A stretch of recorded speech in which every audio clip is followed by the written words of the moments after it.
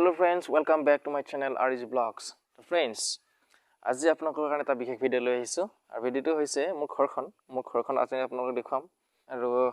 আপোনালোকে ভিডিওলৈ শেষত চাই থাকক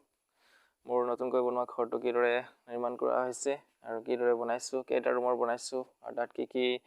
তাত এটাচ কৰা হৈছে আপোনালোকে শেষলৈ চাই থাকক ভিডিওটো আৰু যদি ভিডিওটো ভাল লাগিছে এটা লাইক দিব আপোনালোকে আৰু যদিহে কোনোবা মোৰ চেনেললৈ নতুনকৈ আহিছে বা নতুনকৈ ভিডিওটো চাইছে তেনেহলে সাবস্ক্ৰাইব কৰিবলৈ নাপাহৰিব আৰু আপোনালোকে ভিডিওটো শেষলৈ চাই থাকক আৰু এয়া মোৰ ঘৰটো আপোনালোকে চাওক সন্মুখৰ দৃশ্য আৰু আপোনালোকক ভিডিওলৈ লৈ গৈ আছো ব'লক কাম চলি আছে তো ব'লক আমি ভিডিওটো আগৈ যাওঁ আৰু ভিডিওত কোন আছে আপোনালোকে চাব মিস্ত্ৰীদা মিস্ত্ৰীদা হাই কক কি খবৰ আপোনাৰ মিস্ত্ৰীদা কাম কৰি আছে এয়া মিস্ত্ৰীদা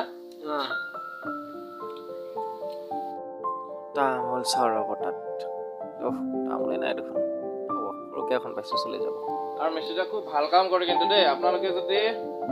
আৰু মিস্ত্ৰীদাক লাগে তেতিয়াহ'লে মই আপোনালোকক কন্টেক্ট নাম্বাৰ দিম আপোনালোকে তাৰ পৰা লৈ যাব পাৰিব মিস্ত্ৰীদা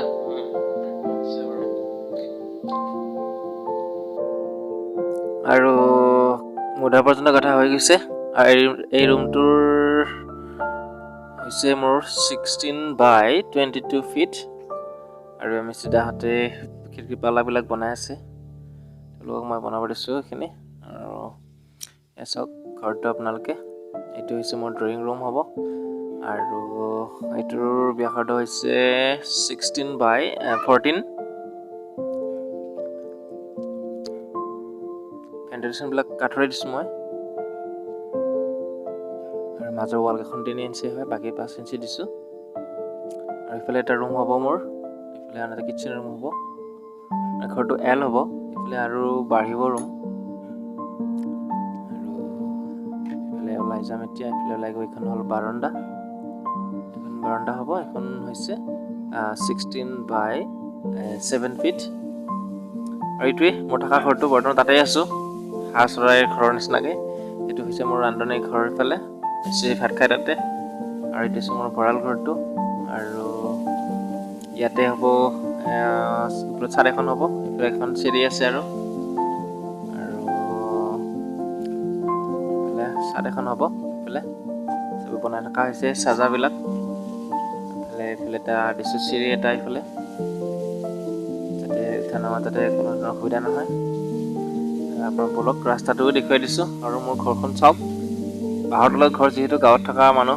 গতিকে আপোনালোকে চাৰিওফালে চাব পাৰে কেৱল বাঁহ গছৰ তলতে ঘৰৰ মোৰটো বাঁহৰ তলতে আৰু বাৰিষালৈ প্ৰব্লেম হয় আৰু মোৰ ভঁৰাল ঘৰো চাওক কেনেকুৱা লাগিছে জনাব আপোনালোকে আৰু ঘৰটোৰ পিছৰ দৃশ্য এয়া কেনেকুৱা দেখাইছে আপোনালোকে জনাব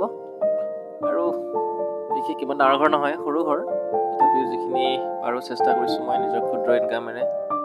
যিখিনি পাৰো প্ৰয়াস কৰিছো আপোনালোকে আশীৰ্বাদ কৰিব যাতে ঘৰটো